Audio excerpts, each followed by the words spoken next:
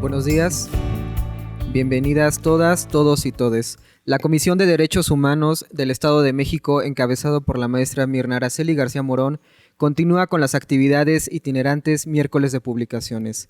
El día de hoy agradecemos especialmente la anfitrionía de la maestra María José Bernaldez Aguilar, directora de la Facultad de Derecho, por el espacio del día de hoy. Agradecemos también la presencia de los estudiantes, autoridades y docentes de la Facultad de Derecho. Bienvenidos todos. Hoy se presentará el libro Diálogos en DH Igualdad. Para iniciar la actividad vamos a escuchar la exposición de motivos del doctor Bernardo Almaraz Calderón, director general del Instituto de Investigaciones y Formación en Derechos Humanos de la Comisión de Derechos Humanos del Estado de México.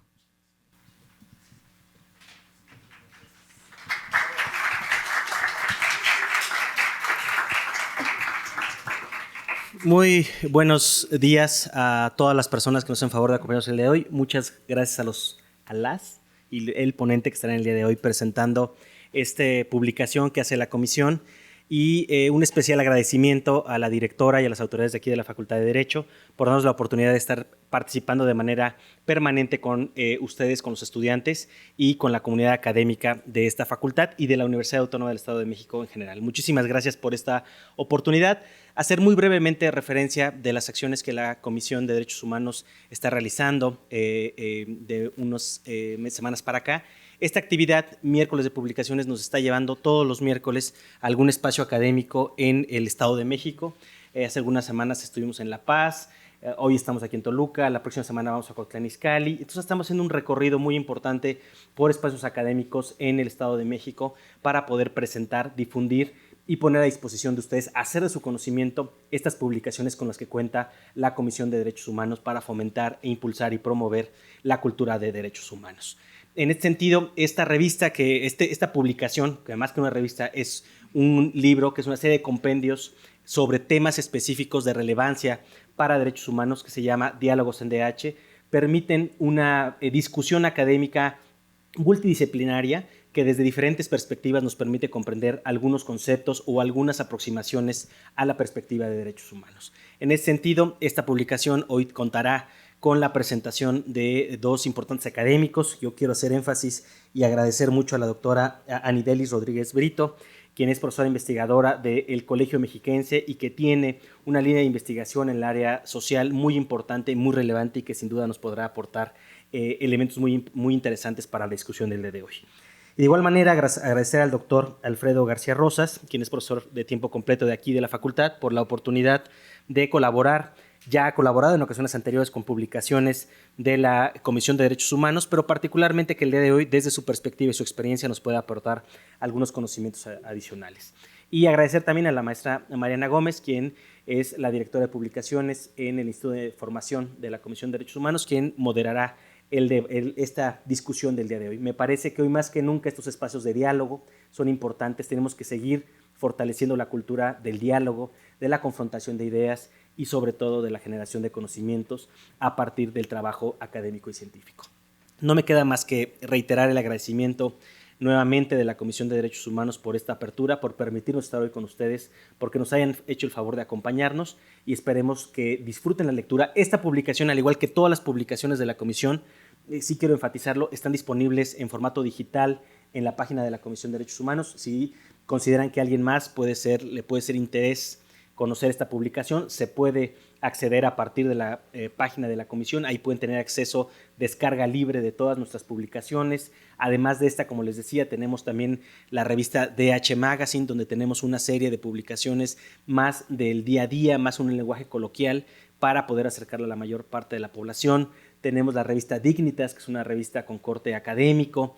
Tenemos esta publicación de Diálogos en DH y tenemos las publicaciones de Tus obligaciones y tus derechos que también trae un elemento que seguramente será de mucho interés para ustedes que son estudiantes de aquí de la Facultad de Derecho. Nuevamente, invitarles a que conozcan estas publicaciones, a que conozcan el trabajo que realiza la comisión a través del Instituto de Formación y agradecerle nuevamente a la directora. Muchas gracias, directora, por esta oportunidad. y deseo que sea una gran presentación el día de hoy y que la disfruten de manera muy importante. Muchísimas gracias por su atención y enhorabuena. Gracias. A continuación escucharemos el mensaje de la maestra María José Bernaldez Aguilar, directora de la Facultad de Derecho.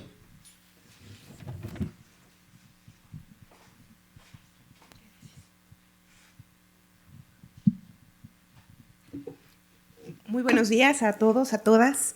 Es para nosotros un gran honor recibir a integrantes de la Comisión Estatal de Derechos Humanos del Estado de México que vienen a hacer este trabajo de difusión, de divulgación de la ciencia, de la cultura jurídica, que es fundamental para la formación de nuestros estudiantes. Es agradecer al Instituto de Investigación esta vocación por traer a nuestros estudiantes el material que se está generando. Es un trabajo que, bueno, yo los invito y las invito a que lo conozcan, a que lo aprovechen. Instituciones públicas y privadas tienen acceso, nos dan acceso a sus bases de datos. Todo el material que ustedes hoy reciben también está disponible en línea, entonces esta es una invitación para que ustedes lo conozcan, lo consulten, y hoy empezamos con un principio fundamental en nuestro tema, ¿no? Ustedes están formando para ser abogados y abogadas que tienen que cuidar estos principios de justicia, de libertad, de igualdad, de autonomía, de paz. Son temas que nosotros tenemos que cuidar, son materiales que están hechos para que ustedes conozcan estos temas. El principio de igualdad para nosotros es fundamental. Dice Ferrajoli que es un principio jurídico que tutela la diferencia para evitar la desigualdad. Y esto es para nosotros fundamental, porque vivimos en una zona desigual. Somos desiguales por una condición económica, por una condición de género, por una condición de orientación sexual, por alguna condición de enfermedad, por etnia, por nacionalidad.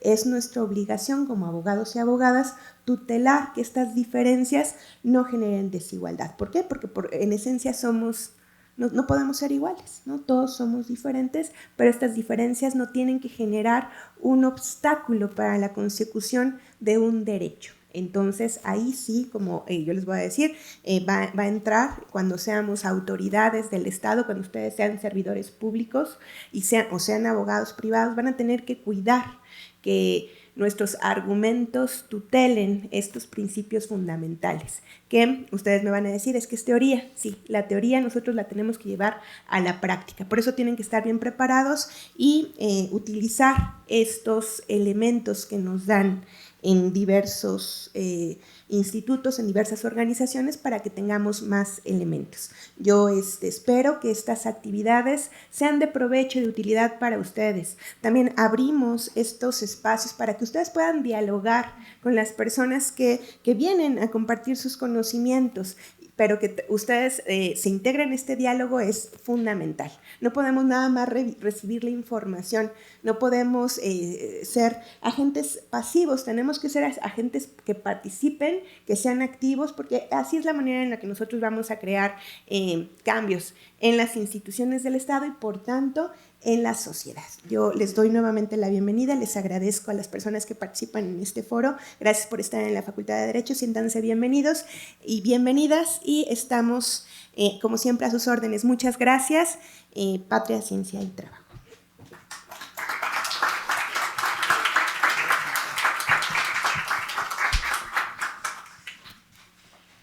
A continuación, para iniciar con esta charla, vamos a hacer una presentación muy breve de la semblanza de nuestros ponentes en el orden en el que están sentados. Comenzamos con la doctora Anidelis Rodríguez Brito. Ella es miembro del Seminario de Población, Cultura y Sociedad, es profesora investigadora del Colegio Mexiquense, también es doctora en Ciencias Sociales y Políticas por la Universidad Iberoamericana y miembro del Sistema Nacional de Investigadores Nivel 1. Entre las áreas de investigación que ha trabajado están la cohesión y convivencia social, desigualdades socioeconómicas y metodologías de la investigación social. Ha participado en varios proyectos nacionales e internacionales, como la mediación del bienestar social en México, una propuesta de análisis en sus regiones, y ha colaborado con la Unidad de Desarrollo Social de la Comisión Económica para América Latina y el Caribe, CEPAL, sede subregional Ciudad de México. Además, se ha desempeñado en la evaluación de políticas públicas y programas académicos e investigativos. Como profesora, ha impartido docencia a nivel de grado y posgrado en la Universidad Iberoamericana de la Ciudad de México desde enero de 2020, en la Universidad Autónoma Metropolitana en el periodo 2018-2019 y en la Universidad de La Habana, Cuba, 2005-2014. Agradecemos su presencia.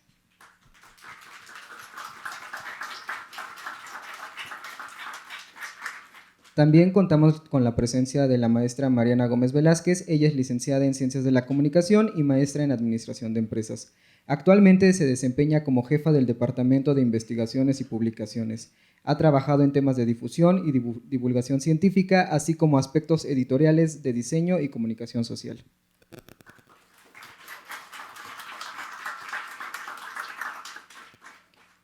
También contamos con la presencia del doctor Alfredo García Rosas, quien es licenciado en Derecho por la Facultad de Derecho de la Universidad Nacional Autónoma de México y doctor apto cum laude por unanimidad en Ciencias Políticas y Sociología por la Universidad Complutense de Madrid, España, con especialidad en Derecho Internacional Público y Relaciones Internacionales.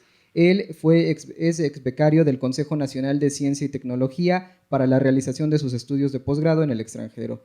Es doctorando investigador del Departamento de Derecho Internacional y Relaciones Internacionales de la Facultad de Ciencias Políticas y Sociología de la Universidad Complutense de Madrid.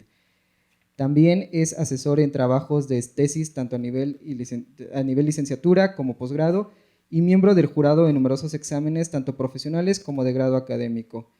Es también académico de la Facultad de Derecho de la UNAM y actualmente es asesor en la elaboración del programa de intercambio académico, programa de apoyo a la integración económica de las Américas, PAIAS, conjuntamente con la Universidad de Ottawa, Canadá. Es sin duda un personaje con un currículo bastante amplio, ustedes lo conocen mejor que nosotros, docente de esta facultad. Agradecemos mucho su presencia, doctor.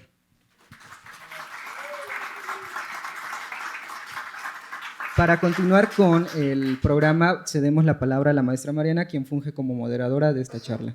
Buenos días a todas y todos.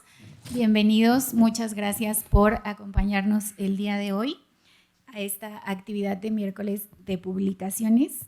Con el permiso del doctor Bernardo, la maestra María José, vamos a iniciar. Yo solamente quiero comentarles rápidamente que Diálogos en DH es una publicación que se edita desde la Comisión de Derechos Humanos. Este libro tiene el objetivo de abordar temas que están en la agenda tanto a nivel estatal, nacional e internacional y que son temas que están generándose para un libre ejercicio de estos derechos humanos y una discusión que a todos nos beneficie para justamente ejercer nuestros derechos humanos. Hoy nos convoca el tema de la igualdad, Diálogos en DH con el tema de la igualdad, en donde este libro contiene temas de igualdad de género, igualdad entre las mujeres y los hombres, temas de igualdad para los grupos vulnerables en situación de vulnerabilidad y también abordamos el tema de la salud, la igualdad en temas de salud para la población LGBT y bueno, muchos otros temas que ustedes podrán consultar ya con calma y detenimiento. Y bueno, para iniciar le quiero conceder el uso de la palabra a la doctora Ani Delis. Doctora, adelante y bienvenida, muchas gracias. Días reiterados, me da mucho gusto compartir con ustedes este espacio. Reitero mi agradecimiento tanto a la Facultad de Derecho como a la Comisión de Derechos Humanos por esta invitación. La verdad, pues, comentar este número dedicado a la igualdad, coordinado por Gabriela Alejandra Sosa Silva, realmente ha sido una lectura muy placentera para mí y no es una formalidad. O sea, muchas veces asumimos estas actividades que nos convocan para comentar libros, revistas o dictaminar artículos y a veces pues lo hacemos por compromiso y porque nos toca hacerlo como parte de nuestras actividades, pero realmente ha sido muy placentero para mí leer este número de la revista Diálogos en Derechos Humanos. Espero que también lo sea para ustedes. Este número les hago una breve síntesis porque puedo ver que tienen en sus manos la publicación. Este número contiene esencialmente 5 artículos de colegas de diversas regiones del país, como Ciudad de México, Campeche, Michoacán y Estado de México, y cubre temas como desigualdades socioeconómicas y de género, desigualdades en el acceso a la salud de personas con identidades sexo-género disidentes, desigualdades de grupos vulnerables, entre otras cuestiones. En mis comentarios no me detendré a hablar de cada uno de los artículos en particular, porque yo creo que para eso ustedes pueden acercarse a la publicación, sino que me voy a centrar fundamentalmente en grandes ejes de discusión y una gran invitación para reflexionar que propone justamente este número.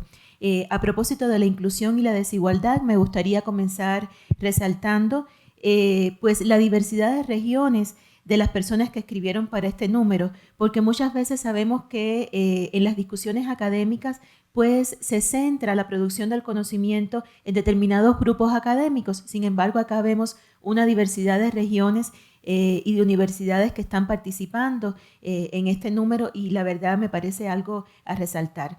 Asimismo, quisiera destacar la claridad expositiva de los textos, la facilidad con que se explican estas problemáticas y estos conceptos. Yo creo que hace a la revista accesible para cualquier persona que se interese por estos temas, y no únicamente deja la discusión centrada justamente hacia personas como ustedes que estudian estos temas o el ámbito académico en general. Creo que esto es un gran acierto de la publicación, y considero que necesitamos producir más textos de este tipo desde un compromiso y una responsabilidad desde la difusión y la divulgación de la ciencia. Y hace unos días, por ejemplo, en el Colegio Mexiquense escuchaba la conferencia ¿Cómo percibe la sociedad mexicana la ciencia y la tecnología? Y la verdad me llamaba mucho la atención porque la conferencia cita a la encuesta sobre investigación y desarrollo tecnológico del 2017, y resulta que en la encuesta es muy evidente la baja confianza de la ciudadanía en el trabajo que hacemos como investigadores e investigadores. La verdad, creo que esto es un buen ejemplo de lo que necesitamos hacer para que se dé a conocer mucho más nuestro trabajo y para justamente generar más confianza de la producción del conocimiento, de las aportaciones que tenemos que hacer para la sociedad. Y en ese sentido, pues quiero destacar, no sé si me escuchan, pero siento que hay como problemas con el audio. ¿Sí me escuchan bien? Ah, perfecto. Qué bueno, gracias. Pues creo que esto es un espacio que debemos replicar y que nos puede servir como ejemplo de cómo podemos divulgar y difundir el conocimiento y lo que hacemos. Pues en general creo que son muchos los aspectos destacables de la edición que hoy se comenta, pero me gustaría centrarme particularmente en la unidad temática. O sea, muchas veces encontramos que en las revistas, en las publicaciones, existe un propósito y un tema central, pero muchas veces la manera en que se desarrolla se desvirtúa, y no es el caso de esta publicación. Hay una gran unidad temática entre la manera de aproximarse a la igualdad en los diferentes textos que vemos en la revista. Yo diría que eso habla muy bien del trabajo de curaduría que se realizó por parte de la coordinadora del número, o sea, la investigadora Gabriela Alejandra Sosa Silva. La discusión central de la revista gira, en mi opinión, en torno a las tensiones que se producen entre la igualdad formal o de derecho y la igualdad sustantiva o de hecho. Creo que es un gran reto, sobre todo para ustedes desde su ámbito profesional. Creo que es un gran reto porque no nos podemos quedar únicamente en la norma, o sea, tenemos que velar por cómo se ejerce de manera real y efectiva esos derechos. Aunque la igualdad ante la ley es un principio y es un derecho rector consagrado a nivel internacional y nacional, el gran reto que se plantea y que vivimos en la cotidianidad está en transitar hacia la igualdad sustancial, o sea, hacia el reconocimiento, el goce y el ejercicio real y efectivo de los derechos humanos y las libertades fundamentales de todas las personas. Transitar hacia esa igualdad sustantiva supone vencer barreras sociales, políticas, culturales, económicas que limitan a ciertos grupos sociales para gozar y ejercer sus derechos. La concepción de la igualdad implica no solo la construcción normativa de los estados, sino que requiere analizar situaciones de hecho, actuaciones, prácticas y entornos que crean o favorecen situaciones discriminatorias al producir y reproducir estereotipos, roles, constructos socioculturales que habilitan o inhabilitan los derechos y oportunidades de ciertos grupos sociales.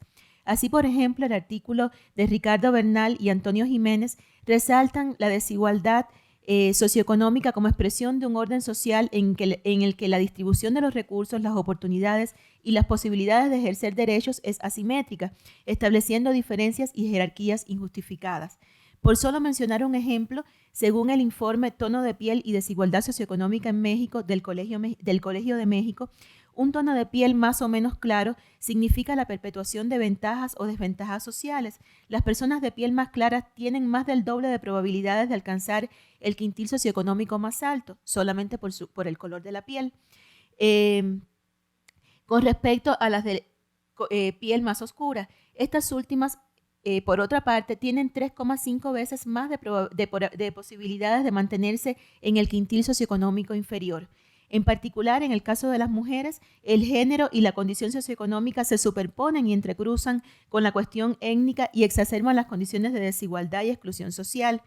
Este ejemplo lo traigo a colación porque considero, para seguir resaltando toda esta discusión entre la igualdad formal y la igualdad sustantiva, porque la reflexión, la revista, el número, nos invita a pensar y reflexionar que las problemáticas que enfrentamos van más allá de la cuestión de la igualdad de oportunidades ante la ley. O sea, más allá de esas oportunidades de acceso, el reto está en reconocernos en nuestras diferencias sin menoscabar los derechos y las libertades de las personas.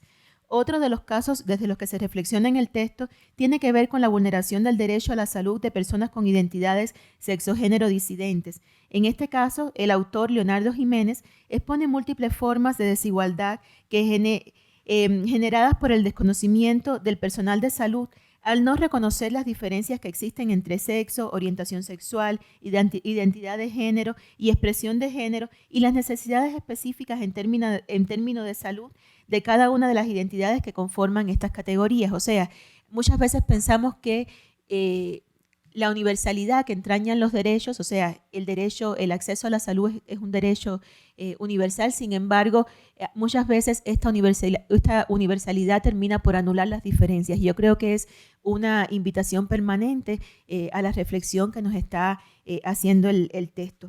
Como nos dice, por ejemplo, María Trinidad Rojas Arriola, la igualdad de género es un derecho humano fundamental y promoverla es esencial en todos los ámbitos para una sociedad sana. No solo es un derecho humano fundamental, sino uno de los elementos esenciales para construir un mundo pacífico, cohesionado, próspero y sostenible. Las desventajas en materia de educación se traducen en falta de capacitación y, por lo tanto, de oportunidades para acceder al mercado de trabajo, de la ciencia, de la tecnología y de la innovación, por lo que el empoderamiento de las mujeres y las niñas es fundamental para impulsar el crecimiento de estos rubros, ya que la plena participación de ellas en esos espacios añadiría puntos porcentuales a la mayoría de las tasas de crecimiento de los países. En el reconocimiento de la labor científica de las investigadoras persiste la inclusión segmentada, esto es, la participación femenina ha aumentado, pero se considera en los niveles más bajos, es decir, los de menor prestigio. Por ejemplo, en el caso de México, esta inclusión segmentada es muy notable en la participación de las mujeres en el Sistema Nacional de Investigadores. Vemos, por ejemplo, que en el SNI 1, en el nivel 1, la diferencia entre la participación de hombres y mujeres es del 21%, mientras que en el nivel 3, el más alto, se amplía a un 46%. Es decir, en la medida en que aumenta el nivel del SNI, la presencia de las investigadoras disminuye. Entre las posibles razones están, por ejemplo, las barreras que todavía enfrentamos las mujeres al conciliar la vida laboral y la familiar. En síntesis, la publicación recoge las tensiones que se producen entre la igualdad formal o de derecho y la igualdad sustantiva o de hecho que se presentan en la cotidianidad y de las cuales refleja este número de la publicación, pues nos invitan a pensar en cómo transitar hacia una vida digna y libre de violencia para todas las personas. Transitar de la igualdad formal a la igualdad sustantiva es una invitación a derribar las numerosas barreras culturales y estructurales que limitan el acceso y el ejercicio real y efectivo de los derechos humanos y las libertades de numerosos grupos sociales por razones económicas, étnicas, de edad, de estatus migratorio, de preferencias e identidades sexuales, de capacidades, entre otras. Este número no solo nos invita a la lectura y a la reflexión, sino también nos compromete, yo creo, desde nuestros ámbitos profesionales, para trabajar, para lograr ese tránsito, o sea, para lograr ese tránsito de esos derechos que están normados hacia ese plano sustantivo, para que todas y todos y todas justamente podamos ejercer nuestros derechos en libertad y tengamos justamente ese acceso a una vida digna. Muchísimas gracias y enhorabuena por este número.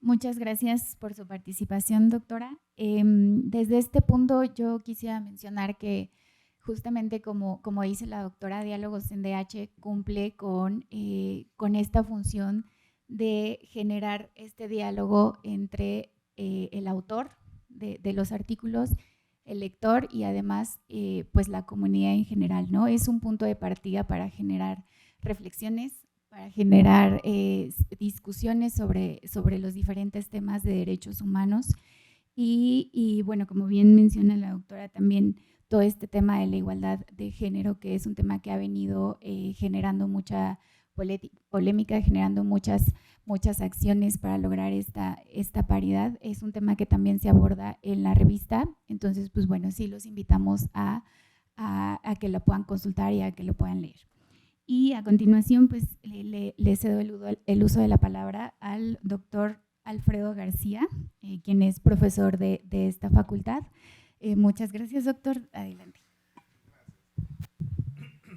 Bien, buenos días a todas, a todos, a todes.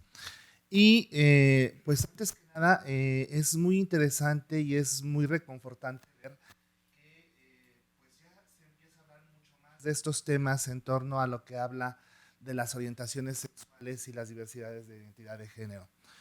Hasta hace muy poco, pues algo que no gustaba ni aún en la ciencia que se pudiera publicar, pero bueno, es muy gratificante encontrarnos con este tipo de expresiones científicas. Voy a hablar un poco sobre lo que leí de este capítulo del libro, que es sobre los tipos de desigualdad en el derecho a la salud en la población LGBT. Algo que me agradó mucho fue que es muy crítico, y eso es muy importante, porque no es para los alumnos, y conmino a mis alumnos que están aquí presentes a leerlo, porque lo vamos a utilizar en este curso que estamos nosotros llevando. Es muy importante entender que, bueno, una cosa es hablar de los derechos como están plasmados, pero otra cosa es la realidad que existe en torno a la implementación de dichos derechos. Y si eso es difícil en las personas heterosexuales, heteronormadas, abajo el cual está llevado a cabo el esquema social, bueno, pues cuando alguien tiene una orientación sexual diferente o una identidad de género diferente, pues entonces esto se empieza a poner muy difícil.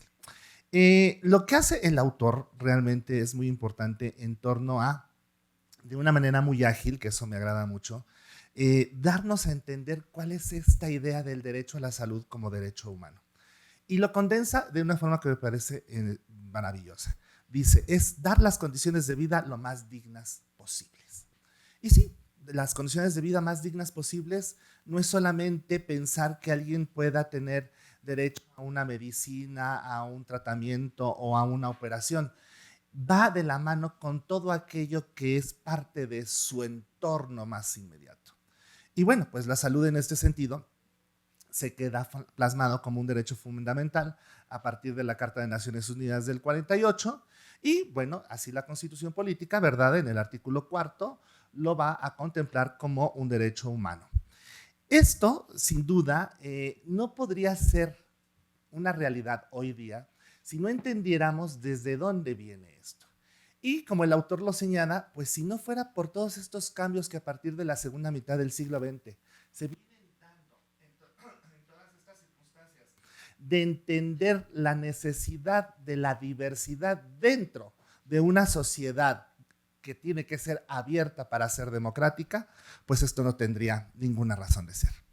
¿Por qué? Pues porque a partir de ello es que el derecho va a poder garantizar estas prerrogativas que, bueno, pues tienen que estar plasmadas, pero lo más interesante de todo es, Ok, ya lo tengo plasmado, está escrito, está elevado a nivel constitucional, ahora ¿cómo lo hago una realidad? Y ese es el gran problema, que nos expone perfectamente el autor al decirnos que, bueno, pues puede haber mucha voluntad, pero puede haber no la parte económica para poderla desarrollar.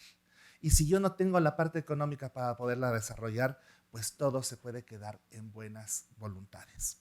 Y pues nos hace un recuento de las necesidades que pueden existir desde la falta de médicos, la falta de hospitales, la falta de instituciones, que pues no solamente cuando pensamos en la salud, pensamos siempre como en las cosas más tempranas, ¿no? La aspirina, una inyección para el dolor, etcétera, etcétera. Pero él nos hace la reflexión en torno, por ejemplo, a algo que está muy en boga, que es la salud mental, ¿no? Qué poco caso y qué poca atención se hace a este elemento tan fundamental de un ser humano, que es la salud mental. En efecto, y después casi al final de su exposición, nos hace referencia a las cifras que existen en diversas publicaciones en torno a esta sociedad globalizada, en donde esta competitividad que existe entre las naciones y entre los propios seres humanos hace que haya cada vez mayores niveles de ansiedad, de depresión, del no sentido de la identidad, no del sentido de la identidad sexual, sino del sentido de la identidad con el espacio donde yo me desarrollo. Entonces, estas cosas me parece que es muy importante que queden plasmadas, que se digan, porque hay una necesidad urgente de hacer entender que es una obligación de los gobiernos. Se habla del Estado, pero esta es más bien una obligación de los gobiernos hacer frente a todas estas necesidades. Y bueno, como decía yo, si esto afecta a las personas heteronormadas, bueno, pues cuando hablamos de una persona con una orientación sexual diferente, pues esto se vuelve verdaderamente algo más problemático aún. Y entonces nos habla él de una cosa que me parece muy interesante, que es las desigualdades que encuentra al momento de hablar del acceso a la salud por parte de las personas de la comunidad LGBT. Y nos dice, pues están básicamente enmarcados en tres grandes rubros: el fáctico, el testimonial y el por desconocimiento. Completamente de acuerdo con los tres.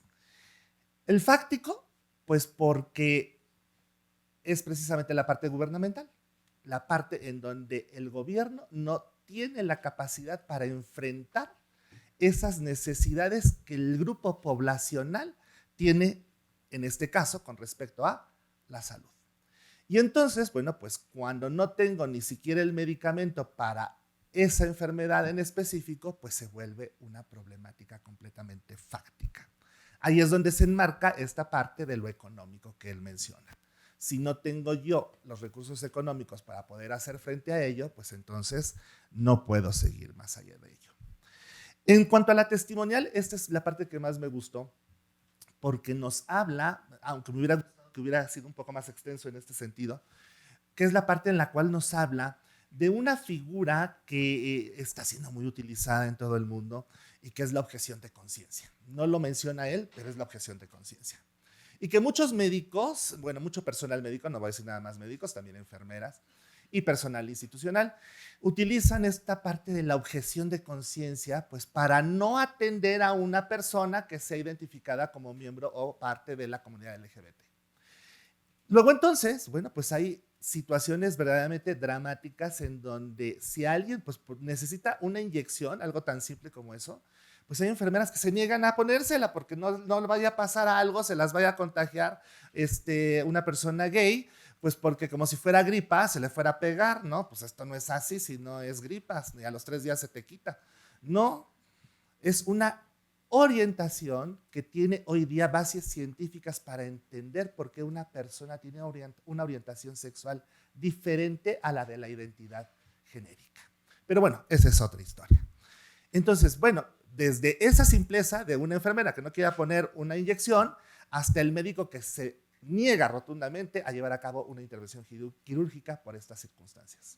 En este sentido, nos hace un planteamiento realmente fantástico en donde dice que ello implica el por qué las personas LGBT se pues vuelven al closet, no muestran su condición, pues para que así puedan tener acceso, ¿verdad?, a ese derecho y entonces no se les niegue. Esto pues tendrá o pasará con aquellas personas que pues al momento de ser identificadas pues pareciera, vamos a ponerlo así, que son heterosexuales, ¿verdad? Pero bueno, pues sabemos que hay condicionamientos, cualidades de la personalidad en donde hay personas que, bueno, pues esto no es así. Entonces, esas personas se vuelven doble y triplemente más vulnerables ante este sentido. Y eso es verdaderamente terrible. Porque entonces quiere decir que en muchos casos nos lleva al tercer punto, que es el del desconocimiento. Puede ser que algunas de estas personas lleven a cabo esta acción por desconocimiento, pues porque no saben realmente cuáles son las condiciones de vida de las personas de la comunidad LGBT, ni las formas reales de transmisión de muchas de las enfermedades. Sobre todo, él hace mucho este paréntesis en torno al VIH, ¿no? Pero bueno, hoy día ya las cuestiones en torno al VIH están mucho más que superadas y todo el mundo sabe de qué forma se transmiten. En ese sentido, podría yo decir, por ejemplo, que habría que tener muchísimo más foco rojo y precaución en torno a las personas jóvenes como ustedes o los adolescentes, que en este momento desde la Organización Mundial de la Salud se establece que ha habido un rebrote del VIH precisamente en estos grupos poblacionales por una simple y sencilla razón: el dejar el uso de preservativos. Y entonces los jóvenes se dedican a llevar a cabo una vida sexual sin tener conciencia de estas cuestiones tan marcadas. Bueno, pues, ahí que tenemos que tener atención en eso y no pensar como se pensaba en los 80s del siglo pasado, cuando yo era estudiante en la Facultad de Derecho, en donde, bueno, pues no teníamos tanta información como existe ahora, y pensar que si habíamos fumado del mismo cigarro que algún compañero había sido diagnosticado de VIH, pues nos íbamos a contagiar. Ese era un desconocimiento total, pero porque no teníamos acceso a la información en aquel momento. Hoy esto es verdaderamente impensable. Pero todavía puede pasar. Puede haber mucho personal, sobre todo personal institucional, que no tenga esta información y que a partir de ello lleve a cabo un ejercicio de discriminación que conlleve finalmente a la parte más exacerbada, que es la exclusión de estas personas. Pero cuando pasa, esta es una parte que me queda muy claro, que nos deja abierto el autor para otras posteriores investigaciones. ¿Qué pasa con aquel personal médico que tiene toda la información, pero aún así se niega a llevar a cabo este ejercicio profesional? ¿Estamos? Hoy día, muchos alegan también que, bueno, pues es objetor de conciencia por cuestiones religiosas, ¿no? Que su religión le prohíbe llevar a cabo o a hacer estas cosas. Bueno, pues ahí tendríamos que tener muchísimo cuidado y ver, ahí sí, porque es una parte del Estado, una parte gubernamental, ver cómo es el accionar del aparato gubernamental al momento de un ejercicio profesional como es el de la medicina. Bueno, pues, ¿qué pasa cuando estas personas no quieren llevar a cabo este ejercicio profesional? Y bueno, pues yo pensaría que de alguna forma tendrían que tener alguna responsabilidad administrativa, ¿no? Porque finalmente es su trabajo. Si no lo quieres hacer, bueno, pues no lo hagas, pero vas a tener una sanción ante ello, ¿no? Porque en este sentido, también del orden constitucional, del artículo 1, que dice que todos somos iguales y que nadie puede ser discriminado, y ponen toda una serie después de razones por las cuales, pues entonces esta persona está discriminando a la otra al no querer llevar a cabo este ejercicio profesional. Hay otros temas que me parece que quedan abiertos, que el autor precisamente me parece que los menciona, pero que bueno, da la oportunidad de que pueda haber más publicaciones, más investigaciones en este sentido, como por ejemplo cuando nos habla de las necesidades que existen en torno a garantizar algunos accesos a la salud que bueno, en otras entidades son una realidad. Por ejemplo, pensaba yo, por ejemplo, algo tan usual hoy día como es una operación de transición de sexo, ¿no? Entonces, bueno, pues en América Latina sigue siendo algo completamente impensable para la mayoría de la población LGBT, porque son extremadamente costosas estas operaciones, estas cirugías. Pero, por ejemplo, en el contexto europeo, es parte de los derechos europeos, de los derechos humanos europeos, las operaciones de reasignación de sexo.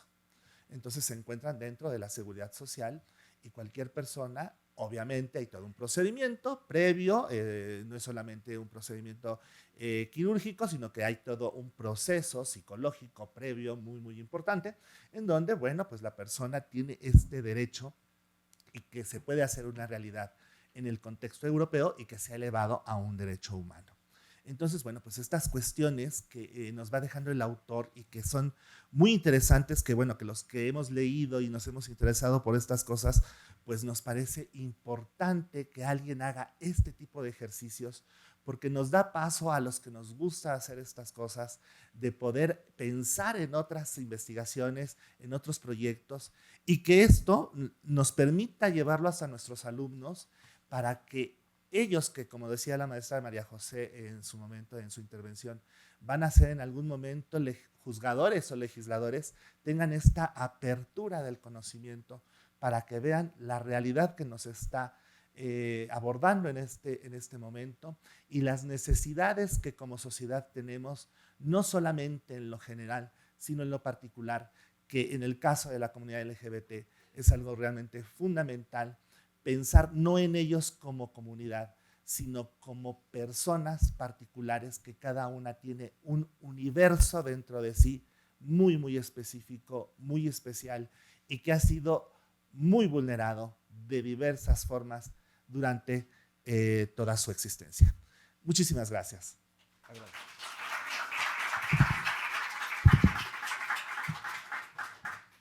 Muchas gracias, gracias doctor. En este caso creo que es muy importante mencionar que todo este tema de la población LGBT y sus derechos y todo el tema de la orientación sexual es muy importante que ya se está tocando, que ya se está discutiendo, que ya se está poniendo sobre la mesa.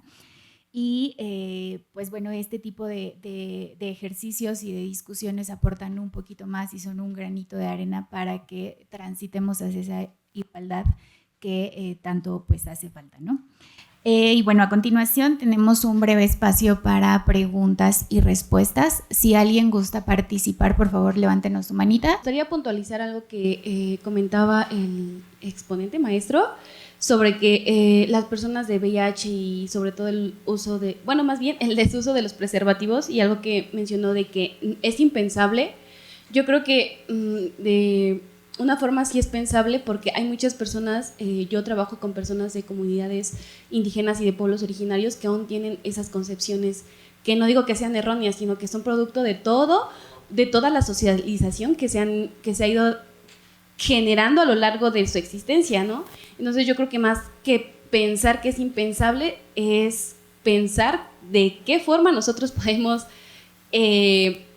acercarnos a esas personas y no quiero decir, o sea, no quiero verme desde un punto como muy colonialista, pero sí darles como una enseñanza de que eso no es así, ¿no? Ahora, también creo que hay un gran punto sobre las personas de VIH, bueno, yo lo hablo desde las amas de casa, ¿no? Las amas de casa, hay un enorme índice y porcentaje de que las personas, más bien las amas de casa que se quedan pues ahí a hacer las labores domésticas, son mayormente contagiadas por los esposos, que pues no, o sea, lamentablemente tienen una gran irresponsabilidad en eso. Y otra cosa que igual mencionaba sobre que el Estado no tiene las capacidades de cubrir o de hacer frente a estas problemáticas, yo creo que más bien el Estado tiene todas las capacidades para hacer frente a estas problemáticas, pero lamentablemente vivimos en un Estado totalmente conservador, que un claro ejemplo de esto es que hace poco se estaba votando en la Cámara sobre el ECOSIG, ¿no? Y pues sí quiero hacer un señalamiento sobre a los partidos conservadores, a todos los legisladores conservadores que lamentablemente con el poco raciocinio que tienen, o más bien con el poco conocimiento que tienen, o más bien con toda la intención del mundo, hacen que estas cosas más bien no sean posibles, no sean de fácil acceso, y lo hacen desde yo sí me atrevería a llamarlo desde un odio, porque pues lamentablemente están vulnerando derechos humanos, están privando a personas de acceder a un sistema de salud y sobre todo pues a una vida digna, ¿no? Y ya.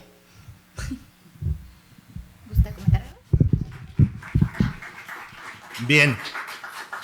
A ver, lo de impensable tienes razón, ¿no? Pero cuando hablas de las personas de grupos originarios, vamos a empezar por ahí, el tema de salud se entiende de diferente manera, porque hay otra forma de la concepción, ¿no? En torno a los usos y costumbres. Y, pues, en realidad, enfermedades como el VIH en estos grupos no es una cuestión que sea tan prioritaria como lo es en las comunidades urbanas, ¿no? Para empezar. Entonces, digamos que las necesidades de los grupos de las comunidades indígenas son otras, ¿no? Para empezar, por ahí. Sin embargo, en torno a lo que comentabas, por ejemplo, en torno a las comunidades urbanas, y el caso, por ejemplo, de las amas de casa, ¿no? O sea, las señoras heterosexuales casadas con hijos, ¿no? Y que resulta que salen seropositivas. Esto es algo que en los 80s del siglo pasado empezó a darse. Los primeros grupos, o el primer grupo que tuvo acceso al VIH, por decirlo así, aunque no debería ser, acceso al VIH fue el grupo homosexual. Fue en donde empezó a aparecer la enfermedad, ¿no? Pero ya para finalizar los 80, y a partir de toda una serie de campañas que se hicieron precisamente desde los grupos LGBT, y que al no tener conocimiento científico de cómo se transmitía la enfermedad, pues uno de los primeros planteamientos que se dieron fue el uso de preservativos o la abstinencia sexual, ¿no? Principalmente en los grupos gays. Y entonces empezó a haber una reducción de personas seropositivas, ¿no? Dentro de la comunidad LGBT, principalmente los gays, pero se empezó a dar cuenta de que, o se empezó a dar razón de que había cada vez un aumento mayor precisamente de mujeres heterosexuales casadas con hijos. La gran pregunta era, ¿pero cómo? O sea, ¿cómo? Pues si son heterosexuales y los otros, pues la respuesta estaba en el marido, que tenía doble vida, ¿no? Pues sí. Pues sí, y entonces el problema volvió a surgir. O sea, ante una sociedad retrógrada que no es capaz de entender que existen condiciones y orientaciones diferentes, ¿no? Hoy hablamos de las diversidades. Por ejemplo, los europeos hablan de la diversidad, ahora ya no hablan tanto del género, hablan más de las diversidades, ¿no? Que me parece, porque ya son pasos más agigantados. Pero bueno, pues entender que dentro de los géneros hay orientaciones diferentes, ¿no? Y que cada persona tiene el derecho de vivir la vida como quiera vivirla, punto y se acabó. Si resulta que naciste hombre, sexogenérico, pero pues te das cuenta que te sientes atraído sexoafectivamente por otro ¿qué?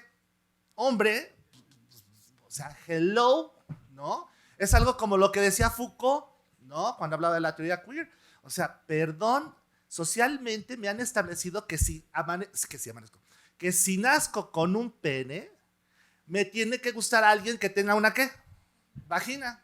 O a contrario sentido. Si nazco con una vagina, me tiene que gustar a alguien que tenga un pene. Hijo, qué pena. Resulta ser que no me gusta, ¿no? O sea, pues perdón con el contexto social, ¿no? Que es parte de la obra de Foucault tan maravillosa, ¿no? Entonces, bueno, pues lo siento. Con el condicionamiento social no voy a cumplir. Soy parte de un grupo que se va a, pues desde ese momento, ¿verdad?, a volver vulnerable precisamente por esta condición heteronormada, visibilizada bajo este contexto. Entonces, pues ahí estaba la respuesta. Los esposos que se habían casado para cumplir con el rol social, pero que llevaban una vida sexual doble y que las habían contagiado. Continúa hasta el día de hoy. ¿Por qué? Porque seguimos siendo una sociedad hipócrita. Esa es la palabra, ¿no? Entonces, bueno, pues ahí está la respuesta, ¿no? De las mujeres que están casadas, heterosexuales, y, oye, pues ahora sí que por obra y gracia del Espíritu Santo, no, hay un culpable y se llama hombre, ¿no? Y si a eso le aunamos, sí, perdón, señores, pero es así, y si a eso le aunamos que el mayor porcentaje de casos de cáncer cérvico-uterino se deben al virus del papiloma humano, les tengo noticias. El único que se los puede contagiar, señoritas, es un hombre. Así que aguas.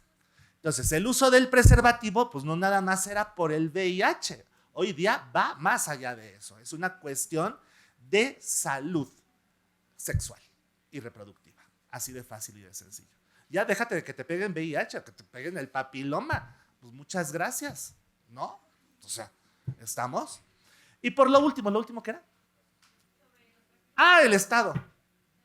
La obligación, mira,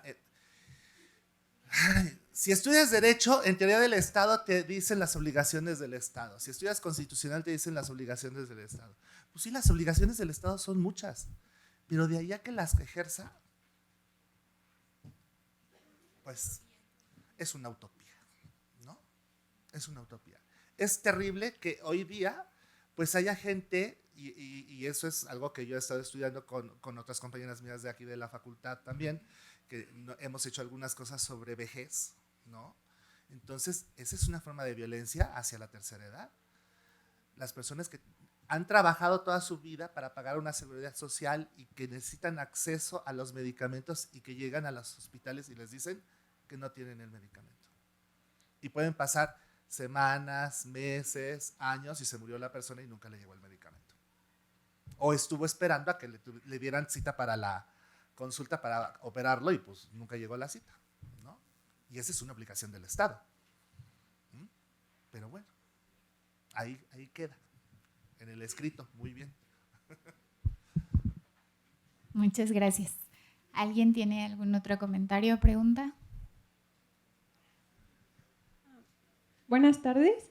Mi pregunta igual va dirigida para el profesor y es ¿cuánto tiempo usted cree desde su perspectiva que como sociedad mexicana podremos llegar a ese nivel que tienen los países europeos para darles ese derecho a las personas de transicionar a un género diferente?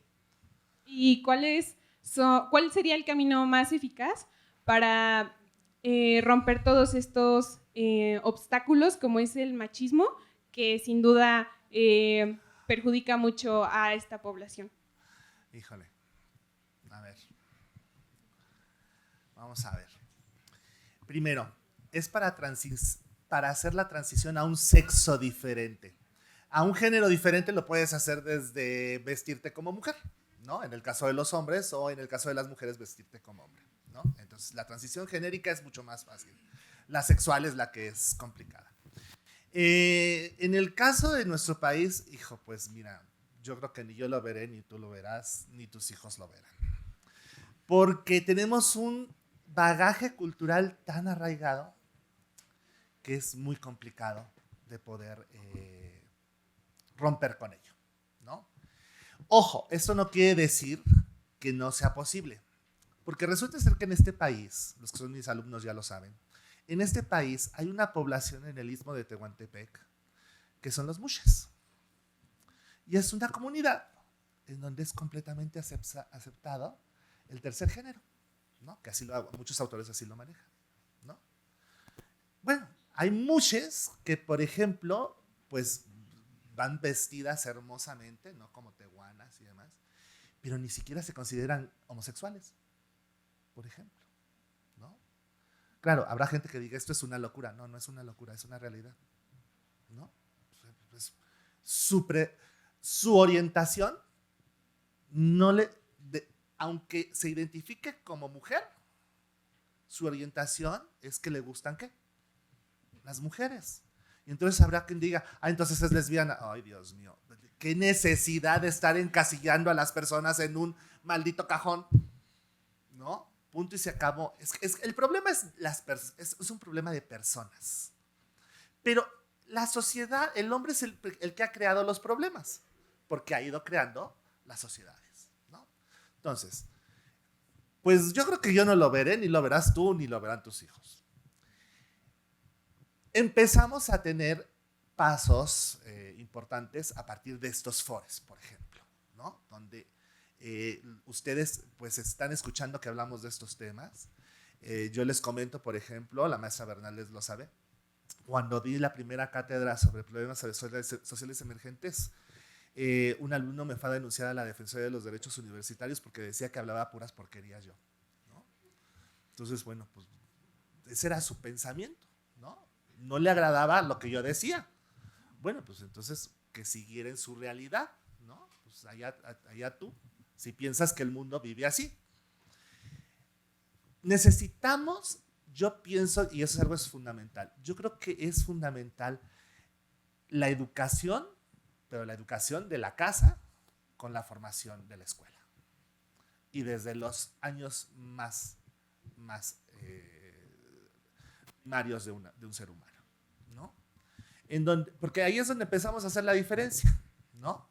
Vas a la escuela o al jardín de niños y entonces te ponen el baño de los niños pintado de azul y el baño de las niñas pintada de rosa, ¿no? Y si un niño llega y dice, ay, yo no quiero ir a ninguno de los dos, quiero el amarillo, pues no existe, ¿no?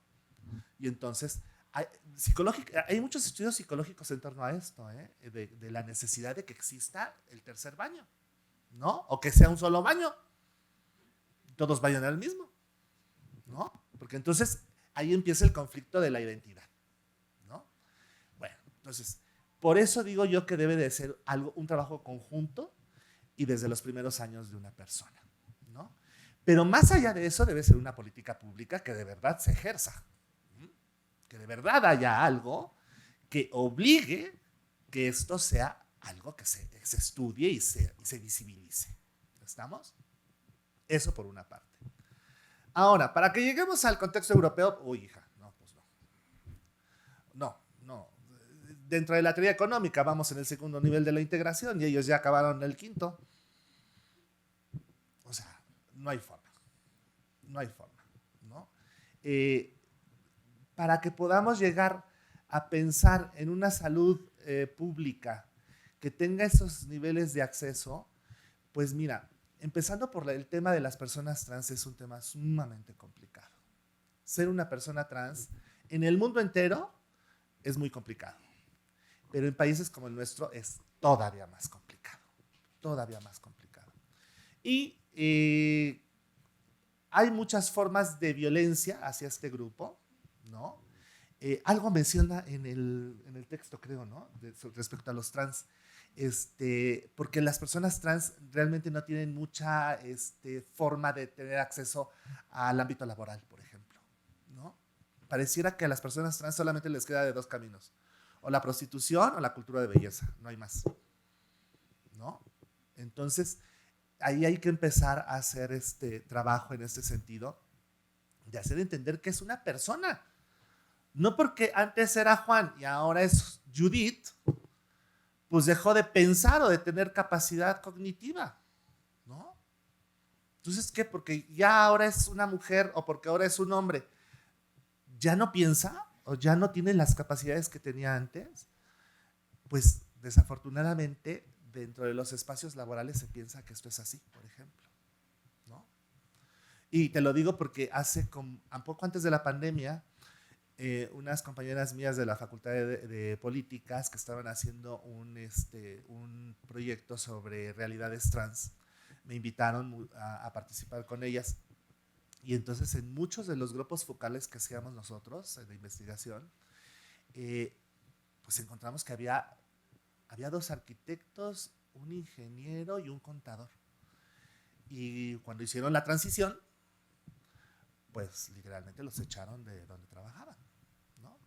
Y entonces algunos se dedicaban a la prostitución, otros se dedicaban a maquillar y a cortes y todas estas historias, ¿no? Entonces es como muy triste pensar que el ámbito profesional de una persona se vea truncado por una decisión en derecho estudiamos los derechos personales, personalísimos.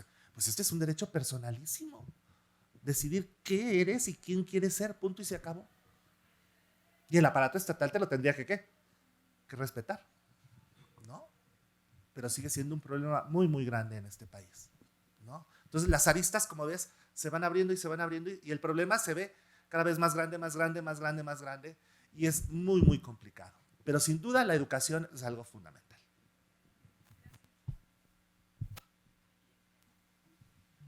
Tenemos la última participación. Hola, buenas tardes. Bueno, esta va dirigida a ambos ponentes, porque me gustaría saber cuál es su perspectiva o sus comentarios respecto a si justo de lo que hablaba el doctor, si los cambios que tenemos que hacer como sociedad para llegar ya sea a un espectro legal como en países europeos o sociedades donde temas de diversidad ya están más avanzados, ¿qué tendríamos que hacer o desde su perspectiva, qué debería venir desde lo particular a lo general, de lo general a lo particular, o nosotros como individuos de la sociedad, qué ven? Y sobre todo justo en la cultura y nuestra sociedad mexicana, ¿qué ven que deberíamos o que debería pasar para que hubiera un tipo de, ¿cómo se dice? De superación o de llegar a igualar los estándares más altos que existen hasta ahora o superarlos incluso sobre temas de diversidad y equidad de género, por ejemplo, y sobre todo en grupos LGBT, claro. Gracias. Sí, muchas gracias por tu pregunta. Pues reflexionando un poco sobre lo que decía el doctor, pues yo soy un poco más optimista. Y soy un poquito más optimista pensando sobre todo en generaciones como ustedes. Digo, cada marcha de 8 de marzo en que participo, que veo personas cada vez más jóvenes participando y con una conciencia mayor de lo que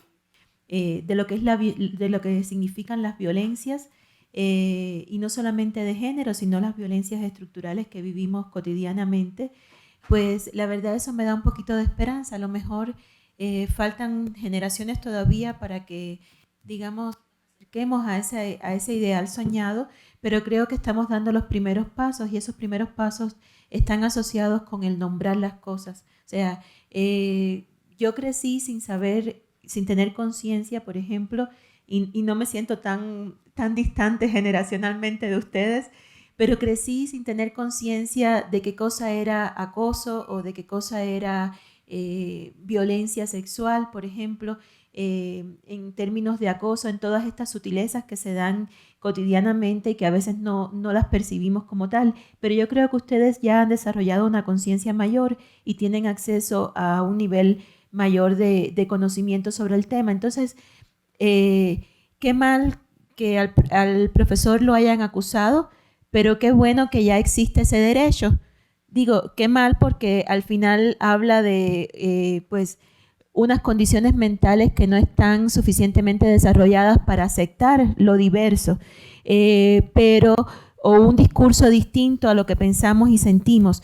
Pero qué bueno que ya existan esas posibilidades. Digo, a lo mejor estoy sonando muy optimista, pero creo que ahí están las posibilidades de cambio. Y yo creo que nosotros, cada uno de nosotros, como personas, tenemos esa responsabilidad en el sentido de romper con esos estereotipos, romper con estigmatizaciones que hacemos a la hora de relacionarnos con personas que son diferentes a nosotros, y no solamente diferentes por preferencias sexuales, por identidades genéricas, sino también personas diferentes por la creencia religiosa, personas diferentes desde el punto de vista étnico, personas diferentes por sus orígenes y su nacionalidad, personas diferentes por su edad. Muchas veces, y el profesor mencionaba el tema de los adultos mayores, muchas veces vemos a nuestros adultos mayores desde cierto desdén, porque no son capaces ya de realizar determinadas actividades o porque han perdido facultades mentales, pero no pensamos que vamos a llegar hacia ahí y que vamos transitando hacia ahí. Entonces yo creo que en la medida en que estemos abiertos desde nuestros entornos inmediatos a aceptar a las personas diferentes, aceptar la diversidad, yo creo que estaremos transitando, a lo mejor muy lentamente, pero estaremos transitando hacia sociedades más inclusivas, donde podamos respetar la dignidad humana y donde erradiquemos las violencias. Muchas gracias por tu pregunta. Ay, pues ya rápido. Ay, mis alumnos.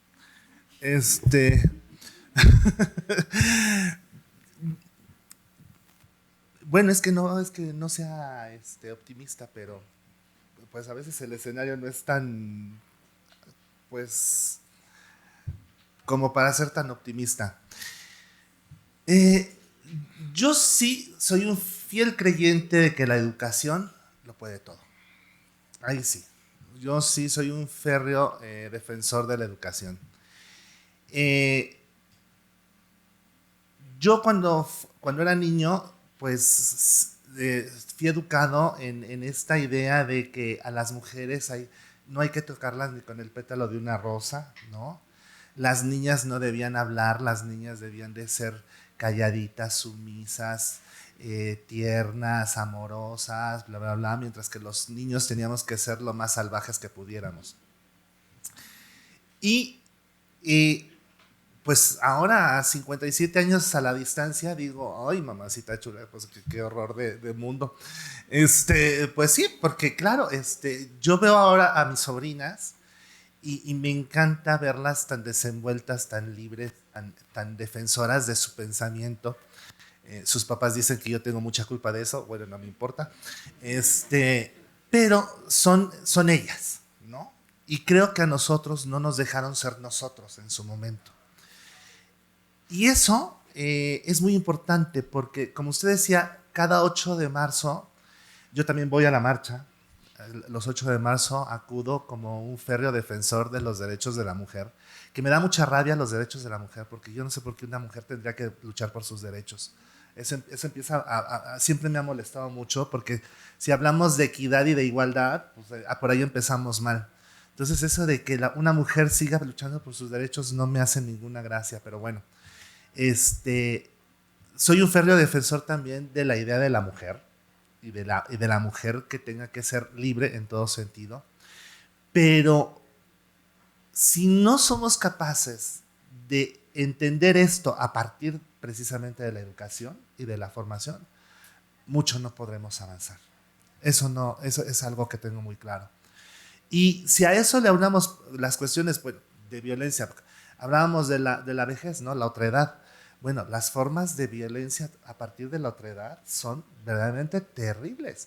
O sea, una persona hoy día a los 50 años ya parece ser que es inservible, ¿no? O sea, las empresas directamente, alguien con 50 años ni siquiera son capaces de leer un currículum, pues porque ya no les parece atractivo. O sea, como si a los 50... pero eso sí, cuando sacan las vacantes piden 20 años de experiencia y ¿de dónde la vas a sacar, no? Si apenas acabas de salir de la universidad. O sea, quieren que tengas 20 años y con 20 de experiencia, pues están locos.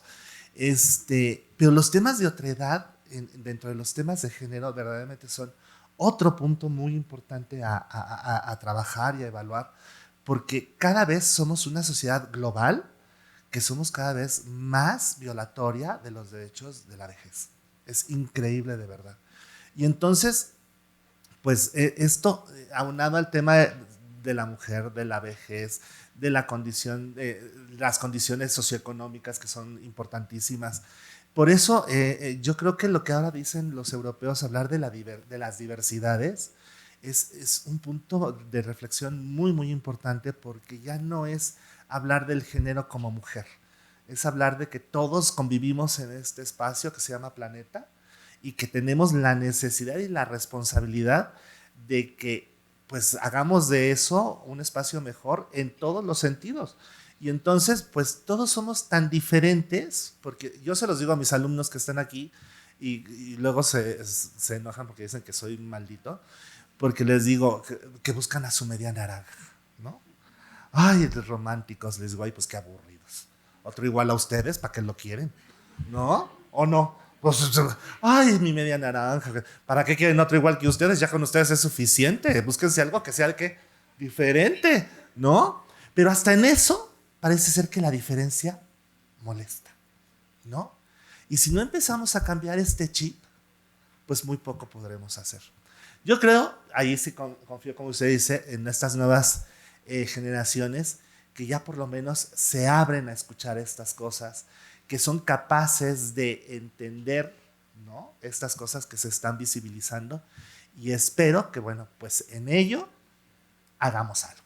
Esa es mi idea, ¿no? Y en una sociedad machista como esta, bueno, pues ya ni cómo decirles la heteronormatividad.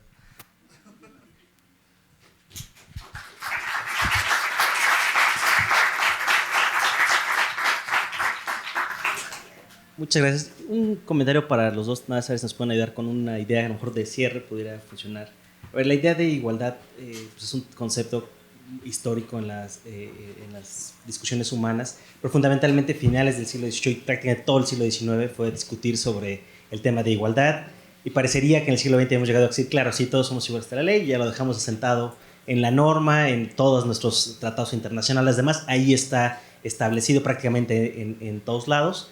Pero ¿por qué ustedes creen que hoy, en 2024, hay que levantar la voz y decir, no, sí hay que seguir peleando por una igualdad? ¿Por qué tipo de igualdad deberíamos seguir peleando? ¿O por qué la igualdad debe ser un principio que se tiene que seguir discutiendo, que se tiene que seguir debatiendo, aun cuando se pensaría que ya es un debate o es un concepto que ya está perfectamente amalgamado y perfectamente concebido por toda la sociedad? Entonces, me encantaría escuchar su opinión de los dos. Muchas gracias.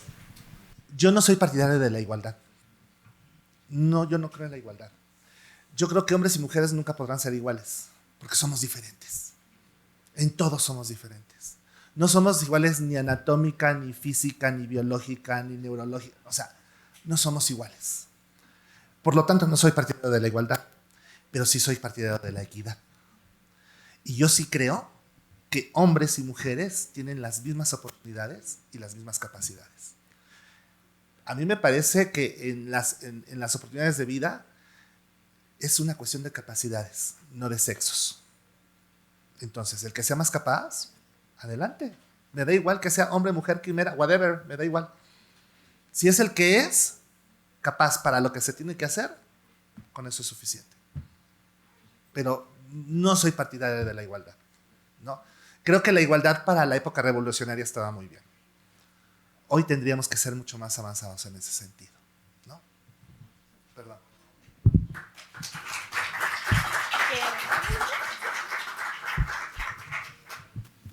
Sí, yo diría que justamente hay que pensar en igualdad de oportunidades y reconocimiento de la diversidad, porque al final pues no hacemos nada con una igualdad que termine anulando las diferencias, una igualdad que termine desconociendo la diversidad. Entonces yo creo que ese es el gran reto, ¿no? Cómo hacer efectivos estos derechos, cómo hacerlos sustantivos, pero desde el reconocimiento de las diferencias, desde el reconocimiento de la diversidad, que no es lo mismo diferencia que diversidad. Entonces, pues, por ahí iría mi breve reflexión.